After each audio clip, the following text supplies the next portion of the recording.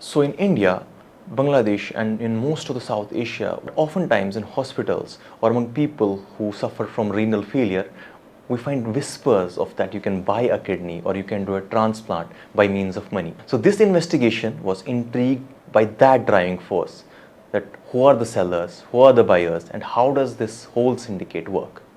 So during the course of our investigation, we found out that there is a sprawling network of brokers, medicos, hospitals, and other agencies who work very closely with each other in a bid to help wealthy people both in India as well as in Bangladesh to procure those kidneys. What we found out that it may take years or even decades for you to officially get a transplant done if you don't have a close relative who will give you a kidney. So in a bid to supersede that process, oftentimes these wealthy individuals from both the countries would, with the help of brokers, try to get someone who would give them a kidney in return for money.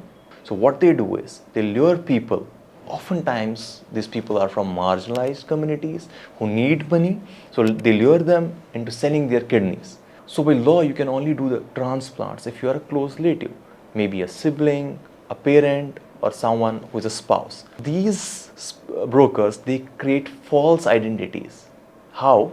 By making fake passports, fake identity cards, and in some cases, or rather in all the cases, they forge these family trees in a bid to establish that the seller as well as the recipient of the kidney, they are close relatives. So there is a huge web of corruption that's involved in this. Brokers are usually in touch with embassy officials, with medicos, with large scale hospitals which run on both sides of the borders.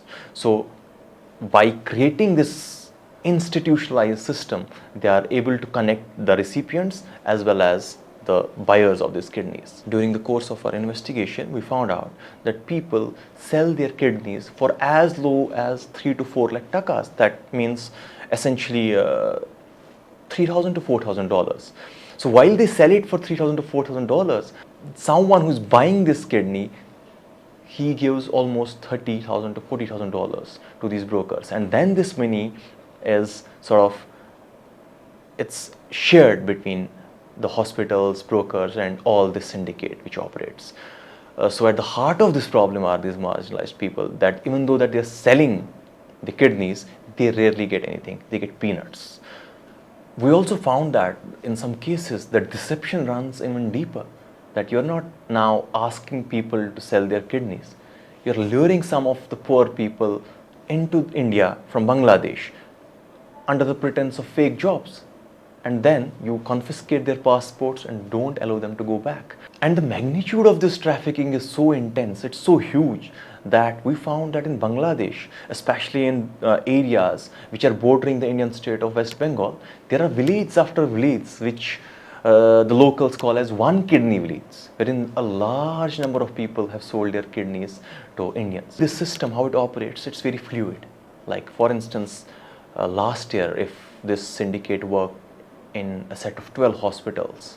Now this year they have shifted their base. They work in other 12 hospitals. This is a very fluid mechanism wherein even though the authorities are cracking down in one part of, in one country, over a period of time you'll find out that the entire syndicate has moved. The entire process has moved to another set of hospitals. Also what compounds this problem is like there is a very porous border between India and Bangladesh. Almost 30 districts are on that line.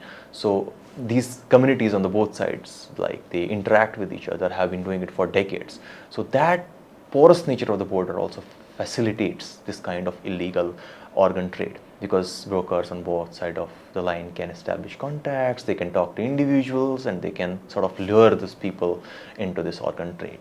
So as someone who has investigated this project, as someone who has given a lot of time investigating this illegal trafficking trade, I hope that our work, it manifests in a form that authorities take more stringent measures in a bid to stop this trade. I hope that this investigation shines more light into a lot of things that need to be done vis-a-vis better cross-border monitoring, fairer transplant regulations, and in the end it helps us in creating a society with more equitable and just conditions.